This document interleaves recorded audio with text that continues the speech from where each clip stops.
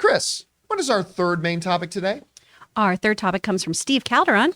Cinema stocks went up after news broke that Amazon plans to spend $1 billion a year on theatrical film releases. Do you think this will help give a confidence boost for the struggled movie theater industry? Could we see Netflix and Apple follow next? All right, thanks a lot for sending that in, Steve. And yeah, we mentioned this briefly during the Netflix conversation, but this is pretty major. Amazon Studios. Now, Amazon is no stranger to making original movies, but also putting them in full theatrical releases first. Manchester by the Sea got them a ton of Oscar attention. Love that The movie. Big Sick is one of my favorite movies of the last 10 years. I mean, I love The Big Sick. That was really kind of their first one. That was a big theatrical release and everybody adored. Fantastic. Well, Amazon is seeing the writing on the wall about spending money for your streaming stuff, but saying, hey, it'll do better on streaming if we give it a full theatrical release first. And now this is the case. They have announced that they are going to spend $1 billion a year to release 12 to 15 theatrical films a year, which is a huge slate. I got to imagine that's going to become a little bit of a smaller number. At any rate, this comes to us from the folks over at the Hollywood Reporter who wrote the following. Cinema stocks, the movie theaters, got a boost Wednesday after a report from that online retailer, Amazon, plans to spend $1 billion a year on theatrical film releases. Bloomberg, citing unnamed sources, reported that Amazon plans to release 12 to 15 movies in theaters, with the push into the local multiplex getting underway in 2023. An Amazon source tells the Hollywood Reporter that planning is only beginning for the theatrical effort and that the exact number of titles is yet to be finalized. Cinema stocks surged at the news of theatrical movie push by Amazon. Shares of Cinemark rose $1.47 or 12% to $13.74 in late afternoon trading on Wednesday.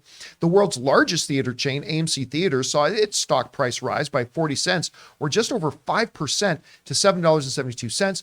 And shares in IMAX rose $1.04 or 7 full percent to $15.48, while stock in Cineplex rose 45 cents or 4.5% to $10.38. So just the news that Amazon is going to start investing real money into theatrically released films, that made the stock of all the movie theaters go up in significant single day jumps, which is impressive. Okay, let's break this down a little bit.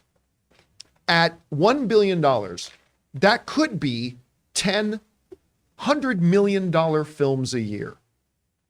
Now, $100 million to audiences that are used to talking about comic book movies, that may not sound like that much of a budget. But when you look at movies like Manchester by the Sea, The Big Sick, and things like that, that's a really healthy budget. That's an incredible. I think the Big Six budget was something around $25 to $30 million. So, I mean, you could literally make a whole shit ton of those movies if you wanted to. My guess here is that what they'll do is they'll do 5 to 6 of these great adult comedy drama things like The Big Sick, like Manchester by the Sea, and then probably reserve maybe 3 or 4 of those for like $150 million or more bigger blockbuster kind of stuff that they can then go into and toy around with. And again, this seems to be them following the same philosophy that David Zaslav and Warner Brothers have been talking about. The data makes it clear. When you put, and this is our common song here, when you put a movie in full theatrical release first, it's not about the money you make at the theaters. It's about the fact that when you then bring it on to streaming later, they have exponentially more viewership when you give them full theatrical releases. It's data. It's science. What about the Bears? Anyway, good on you for any of you who know that reference. So it's science. I mean, it just is what it is. And Amazon does not seem to be behind the curve on this, and they're going. Now, I think 12 to 15 releases, that's a bit much. I think that's a little too ambitious. Take that $1 billion, put it in 8 to 10 movies, you could come up with a really interesting slate. We want to thank a sponsor of today's episode, Stamps.com. Guys, it happens every holiday season. No matter how prepared we think we are for the season, it always turns out we're nowhere near as prepared as we thought we were, especially with our shipping. And right about now, seasonal excitement, or dread as the case may be, is really starting to settle in, especially for small businesses. Slaying through traffic to the post office, inboxes more like a blizzard than a winter wonderland, rushing to send cards and gifts to your loyal clients. The good news news is it's not too late to get your holiday mailing and shipping under control with Stamps.com. Sign up now and you'll be printing your own postage in minutes. Because Stamps.com is your one-stop shop for all of your shipping and mailing needs. Get access to the United States Postal Service and UPS services that you need to run your business right from your computer. Up to 86% off. So this holiday season, trade late nights for silent nights and get started with Stamps.com today. Sign up with promo code Campea for a special offer that includes a 4-week trial plus free postage and a free digital scale. No long-term commitments or contracts. Just go to Stamps.com, click the microphone at the top of the page, and enter the code Campea. Anyway, Rob, it sounds like the common sense revolution is moving forward here amongst these streamers. We just talked about Netflix with their success of their little test. Amazon has already tested up for themselves, investing $1 billion. What do you think of this move? Well, I think it's an amazing move because if you look at Amazon, they're not an entertainment company. And whatever they're making, the way you watch an Amazon show is through joining Prime. So Amazon, their business is selling everything in the world to people. So making movies is essentially marketing for them. And so they can spend as much money as they want. I mean, think about it. What a genius idea. So you're making Amazon Studios movies. You go to an Amazon movie in the theater, you watch trailers for 3 other Amazon movies. That says the name Amazon 3 times. And then you see the Amazon Studios logo show up of the movie that you've come to see 4 times. Amazon, Amazon, Amazon. They don't even have to, they can call the budgets of these movies marketing because that's what they're doing. They could put this underneath because they're not a movie studio. Yeah. I mean, they've got this. So I'm no financial expert, but I would imagine that them making movies as long, John, as they're good. Again, well, that's always the key, hard. right? I think the hard thing right now is, to be honest, I think there's a lot of people that know how to make movies, but I don't think there's a lot of people anymore that know how to write great movies and great TV. We're seeing, because all of the stuff that's really, really good is so apparent, and there's so much stuff that isn't. I think that all of these ambitious things are great. Hopefully, we'll see a lot of new talent rise to the top. That's what I see between what Blumhouse and James Wan is doing with Atomic Monster, with Amazon stepping up their slate. I think there's a lot of opportunities for people to make a lot of great movies. So I think it's all very exciting. And I think what Amazon's doing is a natural thing. And I think it makes great financial sense for them on a number of different levels. I just hope we get great movies out of it. Well, yeah. And that's ultimately going to be the final litmus test. Chris, I mean, when we're talking about stuff like this, it just seems like the more things change, the more things stay the same.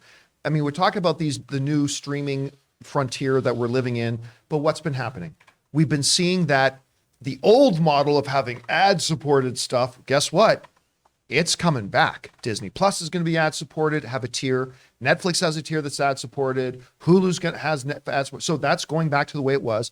And studios are realizing, yeah, it turns out big theatrical releases is actually really good for business. Mm-hmm. When you hear about Amazon doing this, who was really kind of at the forefront of experimenting with things like The Big Sick, do you think this is an overly aggressive move for them? Do you think this is the natural progression, like Rob was saying? How do you see this? For another company, I think it'd be aggressive. But for someone like Amazon or an Apple, right? They've got money to burn. They really do. Yeah. So they can fail big if they want to and be okay. Honestly, right? And when you have the amount of money that they do, you can experiment. You can do all of this. I like the model you suggested, right? Of mostly focusing on those kind of indie darlings, those festival winners, those award darlings, and then having the blockbusters in there. 17 sounds like a lot, but hey, Bezos is a go big or go home kind of guy. Look at Rings of Power, right? Let's just put a bunch of money into that and see what happens. So I feel like this is going to work out ultimately for the best for them. And it's one of those things too of just, you do have to follow the data. People do this in conversations all the time, right? You can only argue how you feel about something. You can't argue facts. So you can state a fact and you can state how it makes you feel. Now, all the investors or the people over at a Netflix or an Amazon can say they don't like the idea of no longer doing streaming. That's fine. But you can't argue with the fact that having the dual model is what's more profitable. Rob, and to your point about can you make something good? It's great to make these movies. Do you make them good? The one thing that makes me feel really good about this is the fact that this is the studio that has done The Marvelous Ms. Maisel. This is the studio, or Maisel. This is the studio that has done The Boys. Yeah. This is the studio that does Invincible. This is the studio that has put out a lot of shows that won a lot of Emmys, and they've also put out some things that aren't so good. But I mean, it makes me feel like this could be really interesting.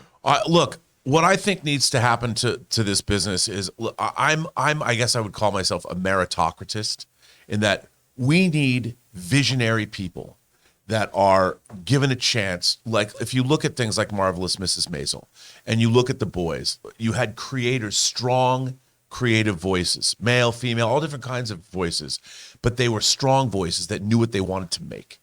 And I think the business needs that. I think we need to have creative visionaries. Look at Tyler Sheridan on Yellowstone, all the people that are achieving the most success, even Andor, very much a creator-driven. And I love seeing the business come back. No, I'm not saying creatives should be given carte blanche and let everybody. No, it still has to be a creative, a collaborative art. It's got to be collaborative art, and you've got to know what studio you're working with. But it's really nice to see creators sort of taking back the reins and making good stuff. Let's turn it into a competitive, creative business that's when it works the best. I agree. Guys, question is for you. What do you think about this announcement from Amazon that they're going to be investing big money for $1 billion a year to produce 10, 11, 12, 13, 14. I think they should be 8 to 10 range, but maybe a little bit more. Motion pictures for theatrical release. It sounds like that's what Netflix might be moving towards too. This could become the new model. How do you feel about it? What are the dangers of it? Whatever you guys think, jump down to the comment section below and leave your thoughts there.